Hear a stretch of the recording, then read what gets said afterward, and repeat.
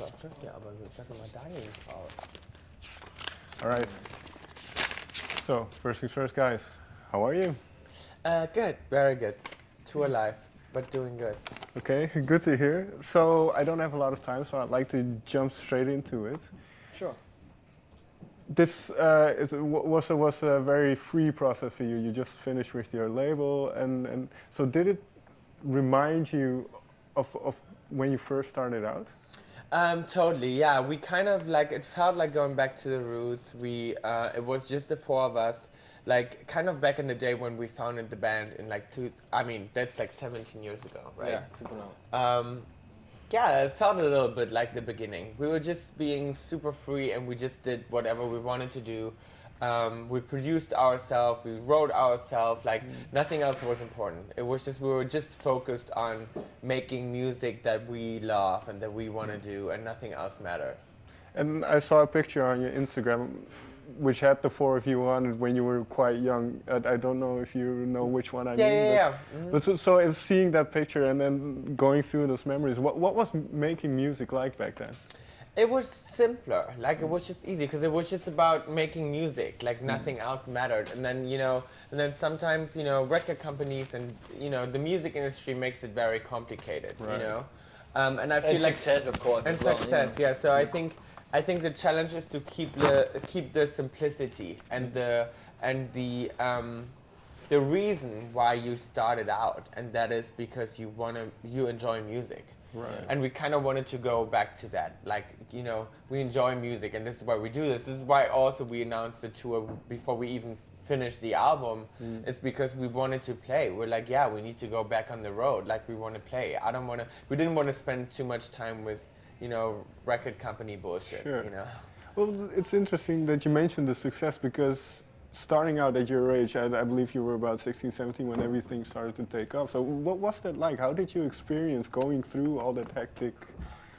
I mean, it was a crazy time when we were 15 and we had the first song, Monsoon, went #1, and it was a crazy time, Right. But looking back, it's we grew up with this, so it's like it's a little twisted. Like I'm looking back at this and it kind of like feels, because it's so long ago, it's 12 years ago, and it feels like a different life a little bit, But at the same time, we grew up with this. Since then, we're not doing anything else, Right. Since then, we're touring. Since then, we are writing, producing music, and our whole life is built around that career and that band, And since it took off when we were so young, it's our life, And then now going into the new album and being as free as you were, and then going back to the beginning, kind of that feeling of it.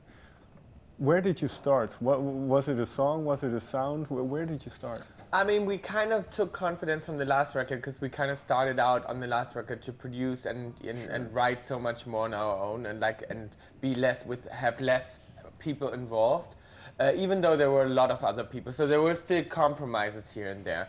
And we just realized more and more that it's annoying to us. Like, we didn't want to do that anymore. It's just too many egos and too complicated. And so we went in the studio just by ourselves, and in Berlin, actually. Just the four of us. We were eating pizza, we were watching TV, and we just chilled. And we were listening to music. Like, we were listening to playbacks Tom started. And we were just hanging out. And then we wrote the first 4 songs. And Boy Don't Cry was one of the songs. And we just loved that song so much that kind of like we knew, okay, this is the way to go. Like, this feels right. This is where we're going to take this. Do you remember that moment then with Boy Don't Cry in the studio when you thought, okay, this is it, now do you remember totally. what the feeling was? Yeah, I remember we that night we drove home and we were all like, wow, this is something. Like, we have something that's really good. It was almost scary because we all loved that song so much in that moment that we were like, wow, how are we going to do this? Like, we wrote such a big song with such a good melody. How are we going to top this, Because we kind of felt like, oh, wow, we already wrote our first single. Right. But then, of course, other songs happen, and everything evolves. And then funny enough, we kind of forgot about that song. But now that the album is out, people love that song so much, and the response to that song is the biggest. So it's funny, because it was the first track we wrote. And like you say, you have Boys Don't Cry then, and it kind of functions as a catalyst to where you want to go. At what point in the process did you feel like, okay, now we have an album? Because in a sense, you can write forever. Right. I mean, we kind of decided that late because we announced the tour and then we asked ourselves, do we want to drop an album before that or not? And then we had those 10 songs that we felt like this is the 10 songs we want to put on a record.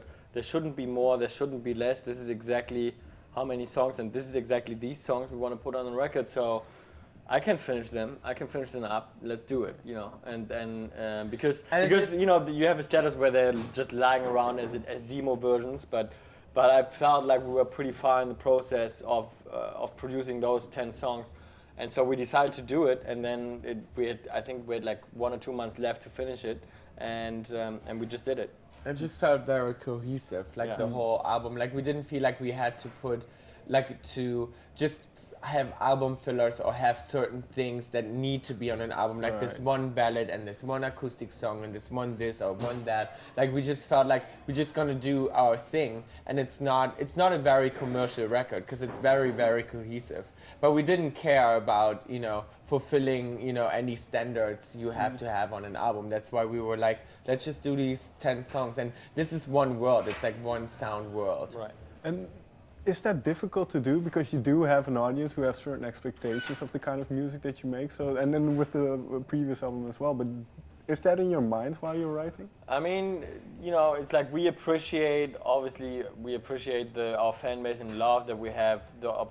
You know, so many fans from day one, but at the same time, we never cared about expectations so much, you know. Because it's just, I think it's more ourselves. Like of course we want to write a very good song. Like in the end, you want to be there, and you don't want to jam around for like 5 hours and like have a messy song. You want to write something good, and writing a good pop song, that's a cool pop song, and it's, you know, that's tough. Like it's pretty tough. And of course you want to write a strong record. Like I want to write a very strong song that's stuck in people's head and they can't get it out.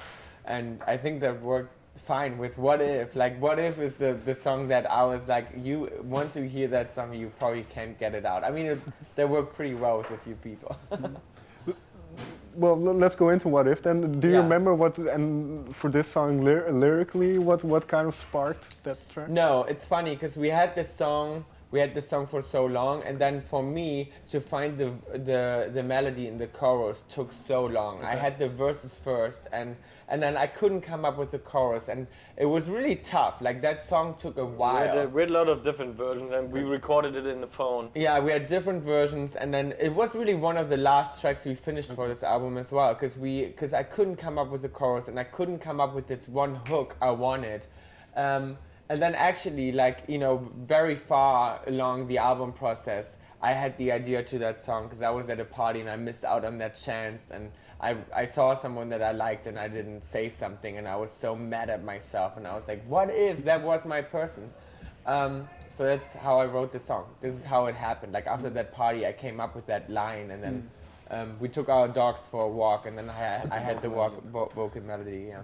And well, we talked about the fans already, but and you can see it outside, and it's everywhere, I suppose, where you go. But and this is going to be difficult to answer. But do you know why you have such loyal fans? I don't know. I feel like I don't know. I mean, I think it's a lifestyle. I really do think that. The people, they live that whole Tokyo Hotel lifestyle with us. It's almost like a choice how you live, you know, being on the road. Like some of them come to 15, 20 shows, they travel with us. It's like, it's crazy. And it's almost like this choice you make, and they want to live this life with us and be a part of this. And it's very much like a family. I don't know, maybe because they grew up with us. There are so many people that say, oh my God, we grew up listening to your music, which makes us feel so old. But and they're in the same age now, and you know. They grow with you because you grow up. They grew up with us. Yeah, I grew up with us too. I grew up with us. Yeah. So we have something in common. I think that's the main part. Yeah. All right, guys. Thank you so much. Thank you so much. Thank you.